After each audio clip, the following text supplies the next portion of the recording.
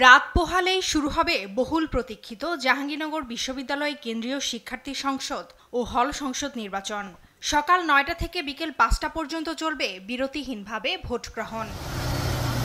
জাকসু নির্বাচন কমিশন জানায়, বিশ্ববিদ্যালয়ের ২১টি হলে ২২৪টি বুথে ভোট গ্রহণ অনুষ্ঠিত হবে, যেখানে প্রতি কেন্দ্রে একজন করে রিটার্নিং অফিসার এবং রিটার্নিং অফিসারদের সহযোগিতায় ৬৭ জন পোলিং অফিসার ও ৬৭ সহায়ক পোলিং অফিসার কাজ করবে।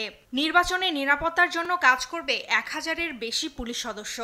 পর্যবেক্ষণে স্থাপন করা হয়েছে ৮০টি সিসি ক্যামেরা। যে ভোট গ্রহণ হবে সেটাকে সুন্দরভাবে আমরা এই কক্ষে বসে ২১টি হলে কি অ্যাক্টিভিটিস হচ্ছে বিভিন্ন মনিটরে প্রত্যেকটি হলের আমরা দেখার আশা রাখছি, ব্যবস্থা করা হচ্ছে। ভোট শেষে আমরা যেটা প্রত্যাশা করছি যে বিশ্ববিদ্যালয়ের ৫টি সাইট থেকে যেখানে এই সিনেট হলেই ভোট গণনা করা হবে।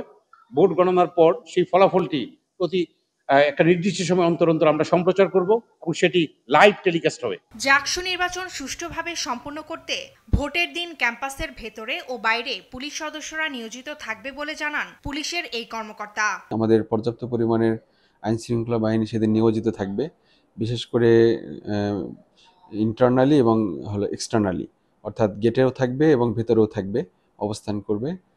তবে এটা যেহেতু ইন্টারনাল ইলেকশন, সেক্ষেত্রে আমাদের ওখানকার শিক্ষক মহোদয়দের অনেক ভূমিকা রয়েছে, তাদেরকে সাথে করে নিয়েই আমাদের আইন শৃঙ্খলা বাহিনী থাকবে এখানে। ১০ম জাকসু নির্বাচনে ১৭৮ প্রার্থীর মধ্যে ভিপি ও জিএস পদে ৯ জন করে প্রতিদ্বন্দ্বিতা করছেন, আর ভোটাধিকার প্রয়োগ করবেন ১১,৮৯৭ জন ভোটার। Farzana Afroz Tumpa, news desk, Desh TV.